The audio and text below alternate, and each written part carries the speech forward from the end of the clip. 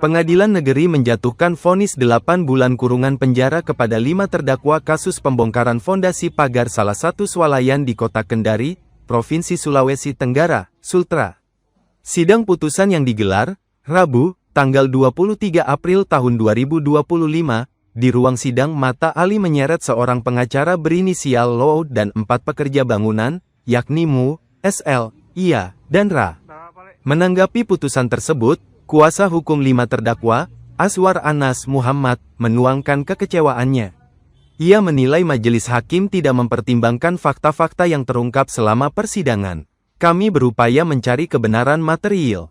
Fakta persidangan jelas menunjukkan bahwa objek yang dibongkar, dalam hal ini fondasi, oleh para terdakwa adalah jalan, terang Aswar Anas saat ditemui tribunnyusultra.com seusai persidangan, Rabu, tanggal 23 April tahun 2025.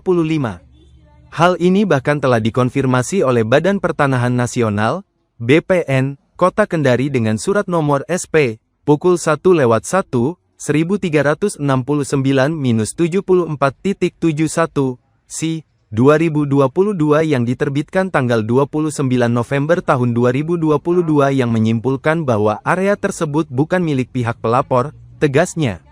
Senada dengan Aswar Anas, Dodi, yang juga kuasa hukum para terdakwa, menekankan pokok permasalahan ini sebenarnya bersifat perdata, yakni sengketa kepemilikan lahan.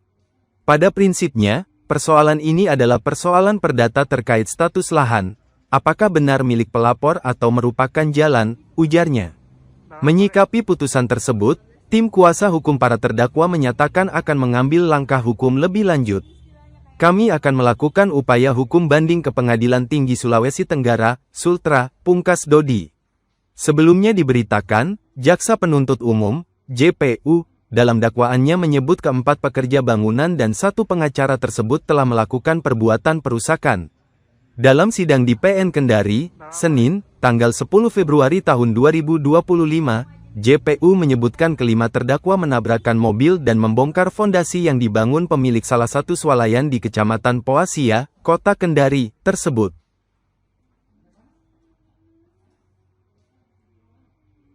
Terkait sidang vonis hari ini, Bang? Ya, terima kasih.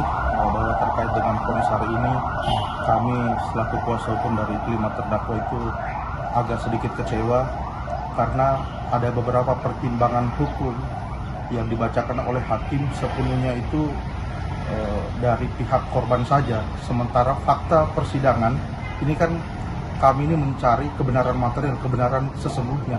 Fakta persidangan bahwa objek yang dirusak oleh kelima terdakwa tersebut itu adalah objek jalan yang sudah disimpulkan oleh BPN sendiri, sudah diidentifikasi lapang.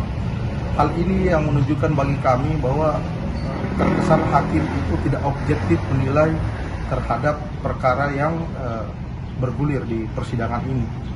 Untuk itu kami dari kuasa hukum sendiri akan mengajukan upaya hukum banding. Masing-masing terdakwa, Bang, divonis berapa? Masing-masing terdakwa tadi dibacakan itu sekitar 8 bulan. Itu jauh daripada tuntutan jaksa sendiri, yaitu 6 bulan. Jadi langkah selanjutnya adalah untuk banding, Bang, ya? Ya, banding. Oh, iya. Ini ada teman. Oh iya, baik. Terhadap putusan tadi itu kami kuasa hukum tetap akan melakukan upaya hukum karena kami menganggap putusan ini tidak adil bagi para terdakwa. Pada prinsipnya kan persoalan ini bermula dari persoalan perdata, masalah sengketa istilahnya kepemilikan, apakah istilahnya lokasi itu milik pihak istilahnya pelapor dari Megros atau istilahnya itu adalah jalan. Dan faktanya di persidangan itu semua itu bahwa itu adalah jalan. Jadi kalau kita berbicara dengan istilahnya bukti hari ini, kalau seandainya istilahnya bahwa itu dijadikan hak milik, itu harus dibuktikan dengan sertifikat. Tapi pada hari ini di putusan pengadilan tidak ada istilahnya menjadikan alat bukti bahwa itu adalah istilahnya milik Megros karena dia hanya berdasarkan SKT. Padahal di dalam istilahnya pembuktian yang secara otentik itu adalah sesuatu hak itu adalah istilahnya sertifikat yang menunjukkan istilahnya jadi alat bukti. Jadi kami menganggap putusan ini istilahnya tidak adil bagi para terdakwa dan kami akan melakukan upaya hukum untuk istilahnya mencari keadilan di tingkat istilahnya Pengadilan Tinggi Sulawesi Tenggara. Dan tambahan sedikit juga, bahwa tadi hakim menyatakan kerugiannya itu sekitar 6 juta berdasarkan keterangan saksi daripada korban. Fakta yang ditunjukkan pada saat kita lakukan persidangan itu kita buktikan bahwa kerugiannya itu yang membuat pondasi itu sekitar 1,3 juta. Nah, ini kan sangat berbeda dengan apa yang disampaikan tadi majelis hakim tentang kerugian itu.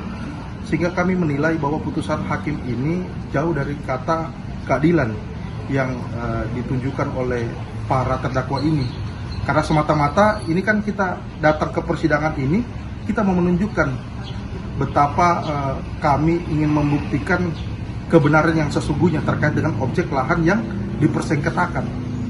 Nah, bukti-bukti seperti surat kesepakatan jalan lorong itu kan sudah dikuatkan oleh lurah yang telah membuat kesepakatan jalan lorong itu, yang menyetujui dan mengetahui terkait objek jalan tersebut itu merupakan jalan, bukan kepemilikan daripada si korban, dalam hal ini pihak Megros maupun pihak-pihak lain.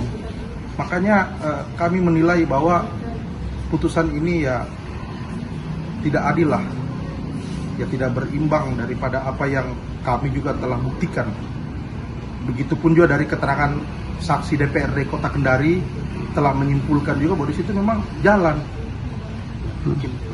Download Tribun X sekarang, menghadirkan lokal menjadi Indonesia.